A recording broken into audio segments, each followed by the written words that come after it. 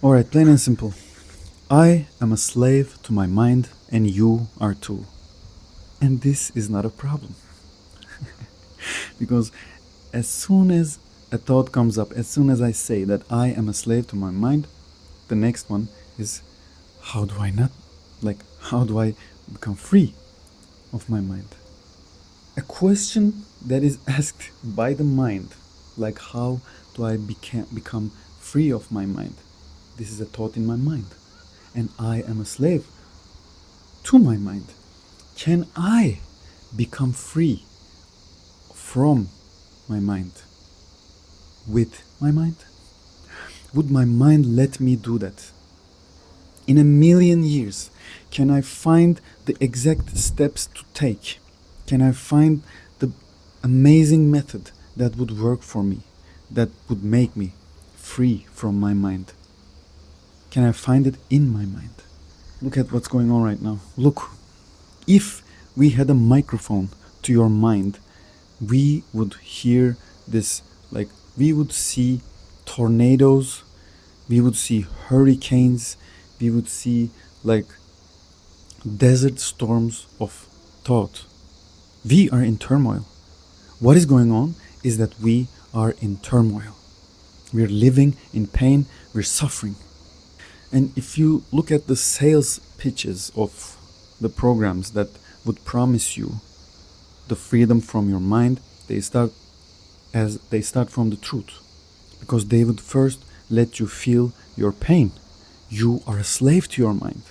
Then they would make you feel, they would give you a vision that would make you think of a person, a version of you that is free from that a state where that problem is solved. And then they would promise you the way to go there. And then they would ask you, if this program would really make you go there, what would stop you to buy it? Or how much would you pay for freedom from your mind? 10,000 euros? $100,000? If someone if someone comes up to you and promises you and convinces you that he has the solution to the problem of the mind, and then the price tag is $10 million, I think it is worth it. Don't you think? And we pay. Of course we pay. It is only logical to pay $100 for an online course that would promise you to get rid of the problem of your mind, that the fact that you're a slave to your mind. They would offer you a peace of mind. They would offer you some peace in life. They would offer you some breathwork exercises, stress management techniques, morning routines, affirmations, coaching, tough love.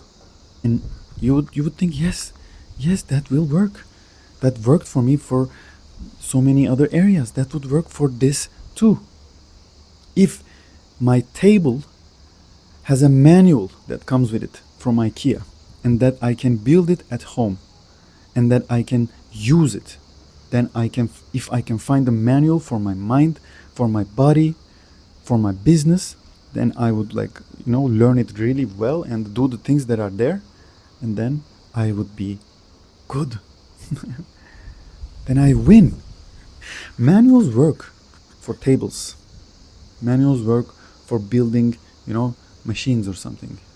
And it is only logical that mind would think that it could solve the problem of itself with manuals, or the problem of building a business from scratch, the problem of writing a song, the problem of creating art would also have manuals.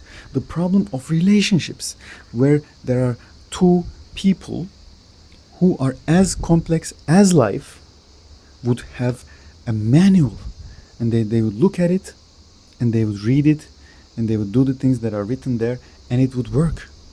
I did it. And I'm good at following manuals. I won the game of school. I won the game of working in an office. And people would tell me there are lots of people who would wish to be where you are right now. I know that sounds true. There are many people in life who I, as my mind, want to be in their place. There are always scales. The whole society is filled with scales, which we compare ourselves and try to get a place and try to move up. And wherever you are on that scale, you will find people that are below and above you. And when you look down, you would say, "Thank you, Lord." And when you look up, you would say, "What if? I would love that, and I'm not good right now." The same Lord will disappear when you look up, because you will be somehow getting punished with regards in comparison to who's above, but you would be getting, rewarded in comparison to whoever is below you. These are some games, the games of the mind. And these are the scripts that we are playing out when we choose to play the society's game. And it is not wrong to play the society's game, because right and wrong is also is in this game. Right and wrong is also a scale. Right and wrong only exist where mind exists. It's like your name only exists where your mind exists. There is nothing wrong in playing this game, but it makes all the difference, like life and death difference, like black and white difference, if you not embrace, if you understand this truth, that this is a game that our minds have produced. This is a myth. These are stories, and we are slaves to the mind if we do not have a lens outside of it, if we are not able to witness it, if we are identified with it. It is not a game anymore. It is something that we are attached to. It is something that holds all the value for us, and immediately that would write our whole life stories.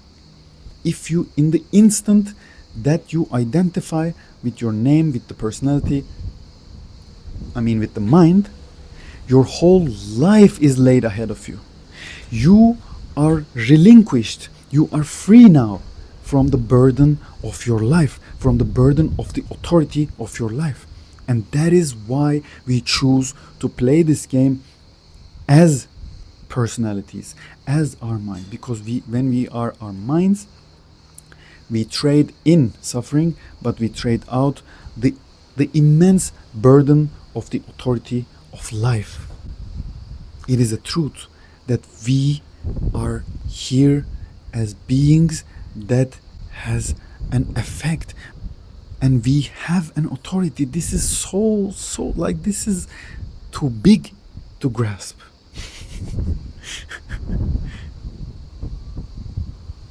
This life is mine to live. If any of this resonates, you know what to do. I'm playing the YouTube game, I'm playing the talking game. I'm playing the sounds game. I'm playing the shades game. I'm playing the haircut game. I'm playing the watch game. And my watch game, you know it, bro. My watch game is top. Is it a saying? I think I heard someone say that. I think I heard Jude Bellingham say, no, Micah Richards. Yeah, I like these guys. I like football, and I like highlights of football. I like the best parts when these amazing players do their best work. I love to watch that. I love to watch people doing their best work. I love to watch people doing their thing where it comes like so natural to them. There is immense joy in watching a cat, for example, sleep. Because the cat is doing cat. He is catting. The joy that comes to me when I watch a cat is because it is complete. it is life. Even when I know that the cat would need some food, for example, I know that it doesn't need anything. It doesn't even need to survive. It will try to survive, but it will not need that. I really don't know what I'm saying right now, but this is a game. I'm playing a game. I'm not here to tell you to do something. I'm not even criticizing anything. I'm just saying, I'm just stating the simple truth that we are slaves to our minds and cats are not. And that is what is like speaking to me when I watch a cat, when I watch a bird fly. What speaks to me is that, and this is only me, it is not something bad that this cat does not speak to you. That is beautiful just as much. But that is also beautiful that it speaks to me. There is something going on here. There is something unique about me trying to show itself. Like something is shining to me. Something is giving me a signal, you know? There is something happening here. What's going on? And what speaks to me is freedom. What speaks to me is authenticity and creativity. And creativity lives before the mind. Where mind is, creativity isn't. You would say that, but you know, writing songs, writing beautiful, pieces, essays, even like drawing something, building businesses. Isn't this also creative? Isn't this art? Yes, but it does not reside in the mind. It is something before it, and it just, resonates as thought. You know this. I know you know this. I know that creativity is not in the lyrics. Creativity is not in the brushes, Creativity is not in the design itself. It is before that. Someone has had the courage to come up with that. Creativity is there, and then it like manifests into the mind, manifests into the 3D realm as a beautiful design of a chair, for example, or a beautiful design of a machine like a plane. To be in the state, to be able to imagine like this amazingly heavy device floating through air, you need to be receiving it, not producing it. The amazing works of art are received. They're not produced. They're not built inside the mind. And that creative relaxation is the same relaxation when I talk about, transcending the mind. When I talk about being able to witness the mind. When I talk about the automatic thoughts that are attached to everything that we can think of. And when you're witness, you can really see them. When you can really see how strong the grasp of the mind is, how strong our conviction to this game is. Anything that hurts you, anything that bothers you because of the mind. And this is not something to fix. Again, it is the fixing lens. What life is not something to be fixed. Whatever the fuck is going on in your mind, even the fact that you are a slave to your mind, is not something to be fixed. Because the fixing lens comes in everything, in every moment that we're alive.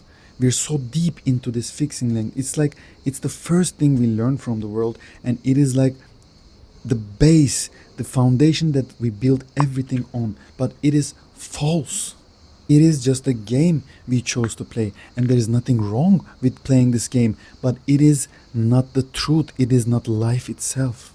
It is a choice, and everything changes when we see that this is a choice. And change, the fact that we want to change, is the same as being a slave to our minds.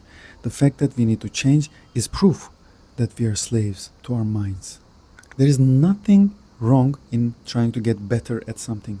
But if you do it from the fixing lens, if you do it because it is right, if you do it to become a better person so that you would fix some other problems that you might have.